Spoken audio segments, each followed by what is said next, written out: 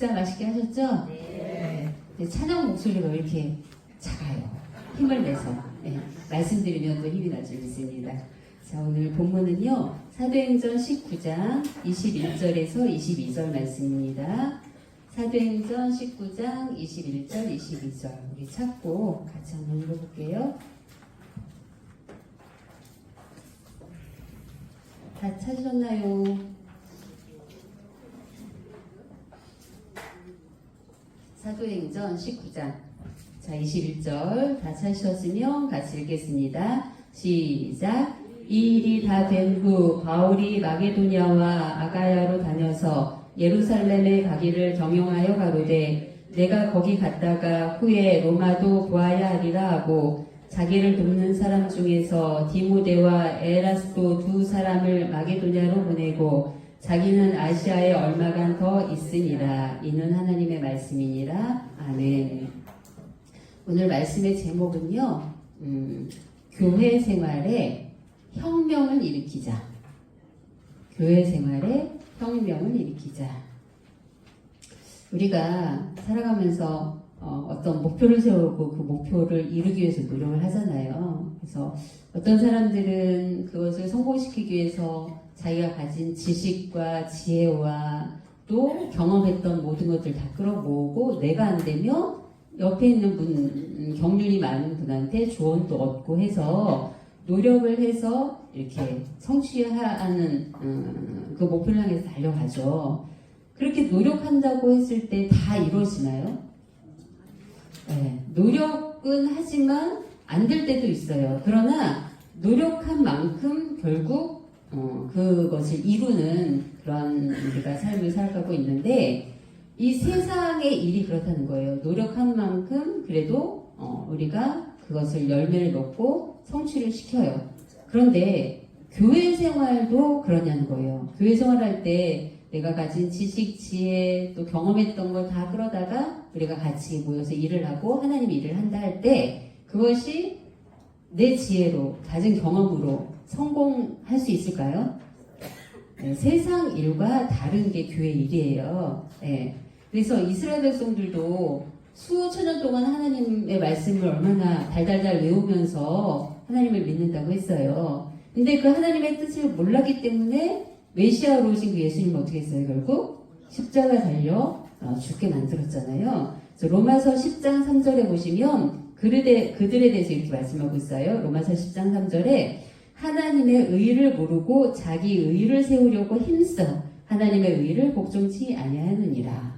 그러니까는 말씀의 세계 교회 생활은 내 경험이나 지식이나 이런 게 통하지 않는다는 거예요. 네. 그러면 어떻게 해야 우리가 교회 생활에 하나님의 일에 성공하면서 살아갈 수 있는 인생이 될까? 어떻게 해야 될까? 지금까지 우리가 열심히 봉사한다고 하셨죠? 여기 누구 뭐 이렇게 할 것 없지 누구보다도 봉사하면 앞장서서 일하셨던 분들이 다 계시잖아요. 그렇죠? 그리고 예배도 믿음으로 드린다고 하고 신앙생활 한다고 하는데 돌아보세요. 내 신앙생활이 과연 성공한 인생인가? 어떠세요? 자부할 수 있으세요? 없죠. 그렇다면 우리 생활이 왜 그럴까? 그래서 우리 교회 생활, 신앙생활에 뭘 해야 되겠습니까? 혁명을 좀 일으켜보자. 원로목사님께서 혁명을 일으켜야 된다고 말씀하셨어요.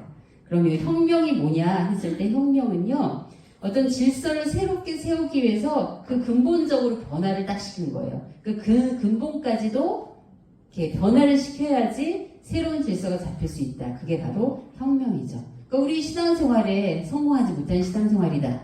그러면 혁명을 일으켜야 되는데 우리 신앙생활의 모습을 돌아보면서 그 근본까지도 이렇게 싹 갈아치워서 새롭게 질서를 한번 세워보자. 이 뜻이겠죠. 그래서 오늘 본문은요. 오늘 사도행전 19장 읽었는데 이 말씀은 사도 바울이 이제 예배소 교회를 세우기 위해서 2년 3개월 동안 눈물을 콧물 다 빼면서 밤낮으로 노력해서 세운 교회가 바로 에베소 교회예요. 그런데 사도행전 19장 21절 소도에 보니까 이 일이 다 된 후라고 말씀하고 있죠. 이 일이 다 된 후라는 것은 사도 바울이 에베소 교회를 목회할 때 목회가 성공적으로 이루어졌다라는 의미예요.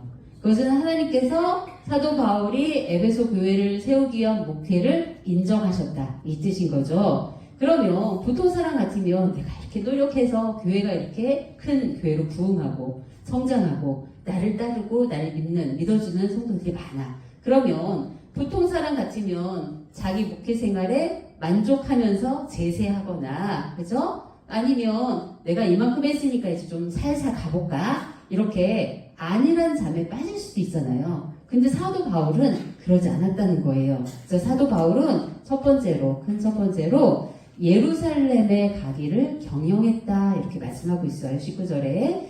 아가야로 다녀서 예루살렘 가기를 경영하여 가로되. 이렇게 말씀하고 있죠. 자, 그러면 예루살렘에 가기를 왜 경영했느냐? 자, 예루살렘에 가기를 경영했다. 그러니까 사도 바울이 예루살렘에 가고자 했다는 건데, 그럼 사도 바울이 자기 개인적인 생각이나 자기 계획대로 예루살렘에 가고자 했던 것인가? 그게 아니라는 거예요.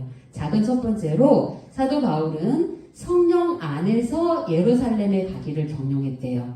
그러니까 우리 한글 개역 성경에는 뭐라고 기록하고 있어요? 예루살렘에 가기를 경영하여 가로되 이렇게 돼 있잖아요. 근데 히브리어 원어에는 어떤 단어가 있냐면 푸뉴마라는 히브리어가 있어요. 푸뉴마. 이 푸뉴마라는 단어의 뜻은 성령, 영혼 이런 뜻이에요. 그러니까는 이게 빠져 있어요. 그러니까 원문대로 해석하면 사도 바울이 예루살렘에 가기를 성령 안에서 경영했다. 이렇게 되겠죠. 그래서 자기 마음대로 가고 싶어서 가고자 한 게 아니라 성령 안에서 예루살렘에 가기를 경영했다는 거예요. 그래서 우리가 신앙생활하고 교회생활을 할 때 이 교회생활에 성령이 빠지면 안 된다. 부부생활에도 성령으로, 자녀교육에도 성령으로, 목회도 성령 안에서 해야지. 성령이 빠지면 어떻게 되냐면 사람 냄새가 난대요. 사람 냄새, 사람 말만 무성하게 된다라는 거죠. 그러면 교회가 잘 되겠어요?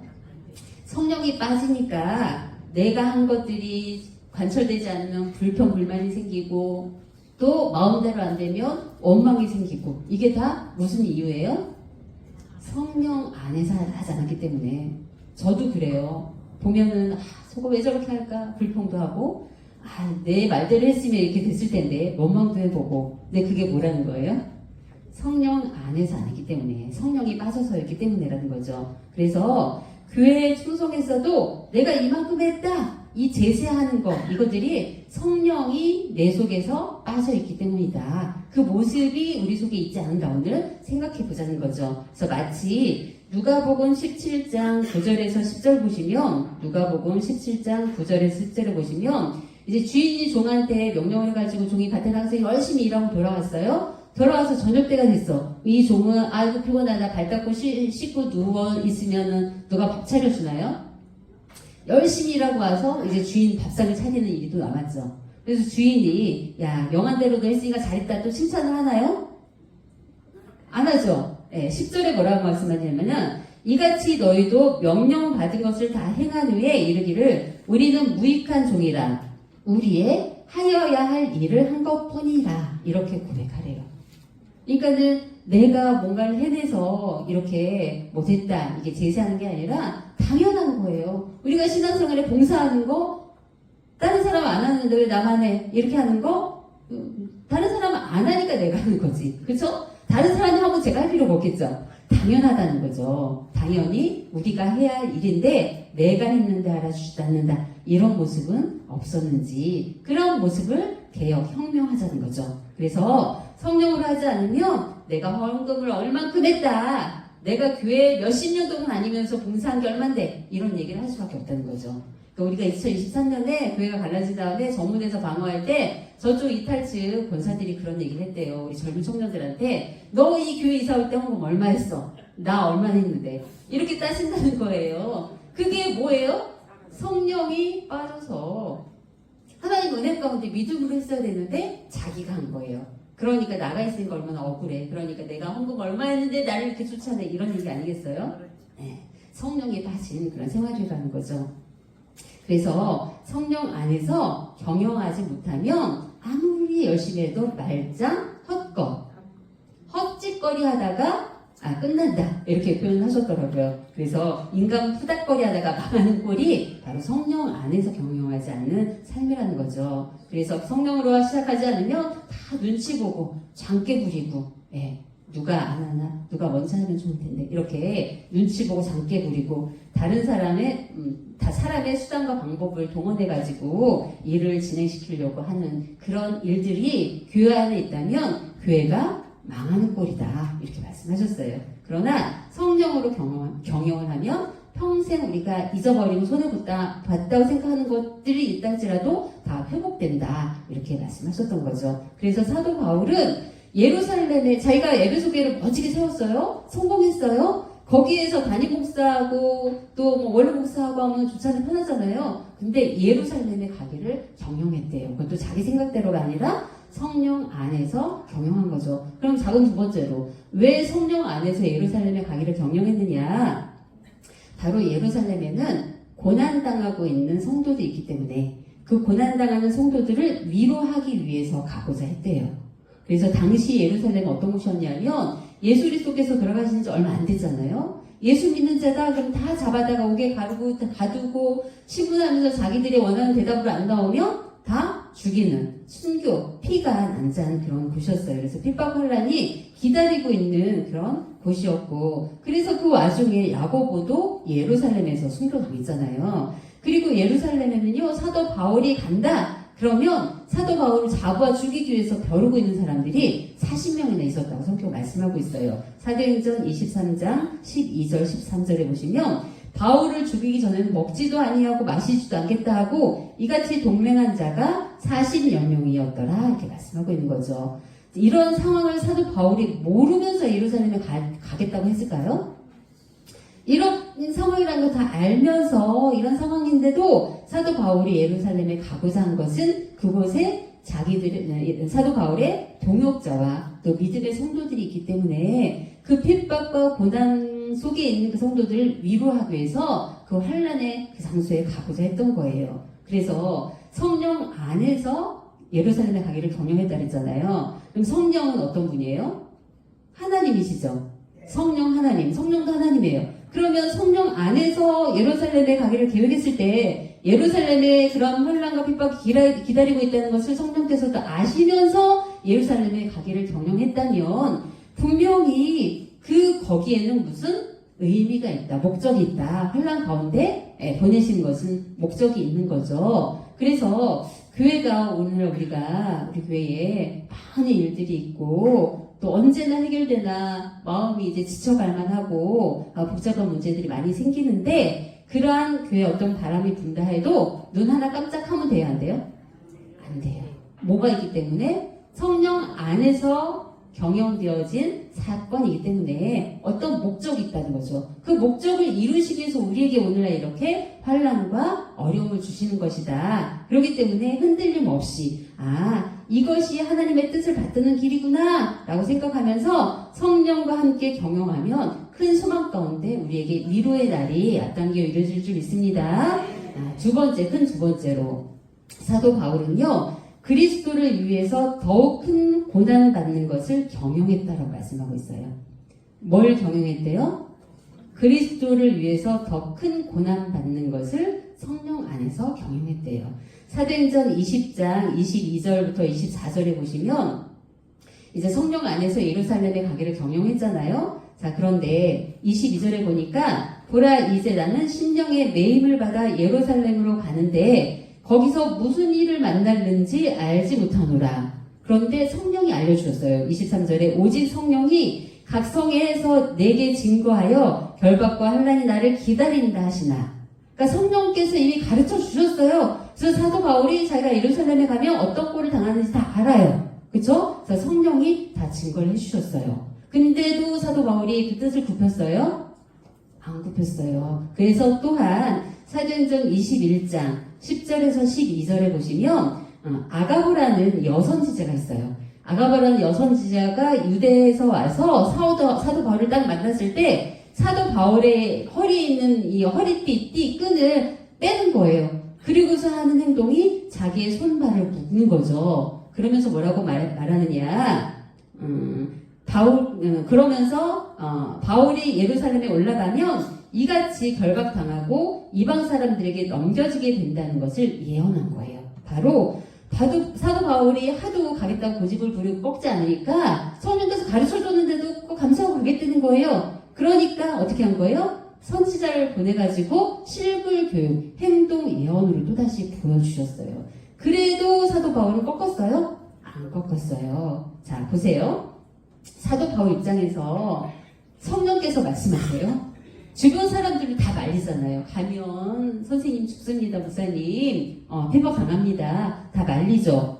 그리고 행동 예언으로까지 보여줬어요. 그러면 많은 사람들이 말리고 행동 예언까지 보여주고 다 알아요. 그러면 아무리 마음이 강한 사람이라고 해도 마음이 흔들리지 않겠어요? 네, 마음이 싱숭생숭하고 흔들릴 수가 있어요. 그리고 성령께서 또 정확하게 가면 환란 있다 가르쳐 주셨잖아요. 그러면 다시 한번 재고해볼 여지가 있어요, 없어요? 있어요.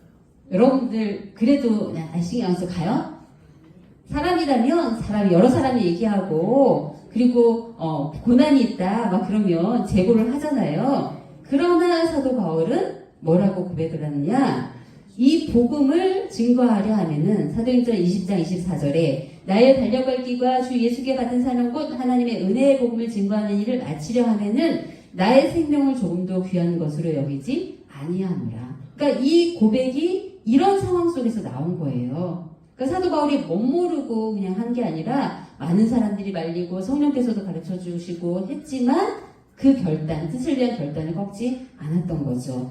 참으로 놀라운 그러한 신앙이라는 것을 우리가 알 수 있는데, 그래서 사도 바울은 복음을 위해서 죽음도 불사한다. 그래서 사도 바울이 당한 고난이 얼마나 컸어요. 고린도후서 11장 23절에서 27절에 보시면, 고린도후서 11장 23절에서 27절에 보시면 먹지 못하고 입지 못하고 매 맞고 배고프고 춥고 그 매도 뭐 40에 하나 감한매를 5번이나 맞고 3번 태장으로 맞고 또 강의 위험과 바다의 위험과 또 동족의 협박들이 있었죠. 그러한 협박과 그러한 고난들이 있었지만 그러한 고생을 했지만 복음 전하는 일에 있어서 그런 고난을 당한다 할지라도 불평, 불만, 원망이 없었다는 거예요. 그게 사도 바울이 성령 안에서 주의 뜻을 위해서 경영했기 때문이라는 거죠. 그래서 결국 골로새서 1장 24절에 보면 골로새서 1장 24절에 그리스도의 남은 고난을 그의 몸된 교회를 위해서 내 육체에 채우겠다라는 그러한 성령 안에서의 고백을 하면서 헌신과 희생의 삶을 살아갔어요. 그러니까 결국 어디 가든지 복음을 전할 때 유대인들에게까지도 굴복을 했다. 유대인들도 그 말씀 앞에 굴복했다라고 사도행전 9장 22절에 말씀하고 있잖아요. 바로 신앙생활의 승리, 신앙생활의 성공의 모습을 우리에게 보여주고 있어요. 자, 그렇다면 결론적으로 우리가 왜 교회 생활하면서 그렇다면 성공하지 못할까? 무엇이 빠졌기 때문에? 성령 안에서 계획하고 경영하지 못했기 때문에 성령 안에서 경영을 해야 된다. 그래서 성령으로 경영하지 않으면 원수가 와서 가라지를 쫙 뿌린대요. 그러니까 우리가 믿음으로 예배드리고 봉사하고 한다 하지만 성령이 빠지면 뭐 한대요? 그 봉사, 그 열심 앞에 그 열심 속에 뭘 뿌려요? 사단이 와서 가라지를 다 뿌린다. 마태복음 13장 25절에 말씀하고 있죠. 사람들이 잘 때 그 원수가 와서 곡식 가운데 가라지를 덧뿌리고 갔더니. 그래서 봉사할 때 그렇게 하면 되겠어? 누가 한마디 옆에서 해요. 난 열심히 한다고 했는데 그게 아니래. 그럼 기분 좋아요, 나빠요? 나쁘죠? 내가 교회 일 안 하면 이런 욕도 안 먹을 텐데 나 일 안 할래. 너희들끼리 해. 손 놓을 때가 있죠. 바로 나태의 잠에 빠지게 된다. 누가? 사단이 가라지를 뿌리고 왔기 때문에. 뭐가 없기 때문에? 성령이 없기 때문에. 그래서 그거 원수가 가라지를 뿌리고 갔기 때문에 우리는 어떠한 역경 속에서도, 사도 바울이 그랬어요. 어떠한 역경 속에서도 하지 말라, 하면 안 된다 말렸지만 하나님의 뜻이기에 그 일을 손에서 놓지 않고 결단을 통해서 나아갔잖아요. 그래서 어떤 역경이 와도 굴하지 않았어요. 또한 일이 뭐 어떤 역경만 있었겠어요. 사도 바울 그 삶과 목회 현장에 순풍도 있었겠죠. 일이 잘 풀릴 때도 있었을 거예요. 그래서 평화스럽게 가는 그런 때를 만났을 때에도 나태할 줄 몰랐대요. 그러니까 좀 편안하다, 그리고 쉴만하잖아요. 나태해지지 않았다는 거죠. 또한 그가 이루어놓은 교회들이 얼마나 많이 세워졌어요. 이루어놓은 그 성취가 있을 거 아니에요? 그런 것들을, 그런 일이 이루어진 거에 대한 성취감에 도취돼가지고 나태하지 않았다라고 말씀하고 있는 거죠. 예. 사도 바울은 그렇게 가지 말라고 하는데도 예루살렘에 가고, 또 예루살렘에 들러서 어디 가기로 경영했대요? 사도행전 19장 21절 하반절에 보면 후에 로마도 보아야 하리라 하고 로마까지 가기를 성령 안에서 경영을 했어요. 그런데 로마에 가고자 했는데 가고자 할 때마다 성령이 또 막으셨네? 그래가지고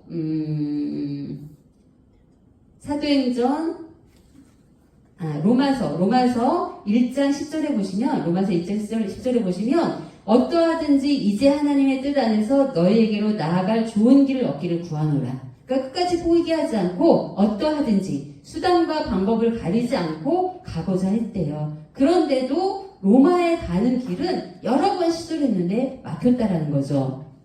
그래서 로마서 15장 22절에 보시면, 로마서 15장 22절에 그러므로 또한 내가 너희에게 가려 했던 것이 여러 번 막혔더니 라고 말씀하고 있어요. 그러나 결국 성령 안에서 경영한 결과, 비록 죄인의 몸이지만 로마 감옥에 갇혔을 때 로마 교회가 세워졌어요. 네. 그래서 이처럼 성령과 함께 경영한다면 못할 일이 없고 못 갈 데가 없다라는 거. 그래서 우리가 이제 오늘부터 우리도 성령 안에서 교회 생활을 다시 한번 혁명을 하시기를 간절히 소원합니다. 그래서 성령 안에서 혁명을 한다. 그것은요, 내 생각과 내 경험과 내 지식과 이런 것들을 바꾸라는 거예요. 근데 그 바꾼다는 게 혁명하는 것처럼, 혁명하는 게 쉽게 돼요? 어렵잖아요. 혁명하는 것처럼 좀 힘쓰고 애써야 된다는 거예요. 그러나 해야 된다. 어떻게? 성령 안에서 내 생각, 내 경험을 다 비우고 하나님께 기도하면서 성령 안에서 봉사하고 성령 안에서 기도하고 성령 안에서 예배드릴 때 반드시 우리가 계획하고 기도한 모든 일들이 성공적으로 이루어진다는 것을 믿으시기 바랍니다. 그래서 오늘도 이 말씀에 의지해서 함께 기도하도록 하겠습니다. 기도하십니다.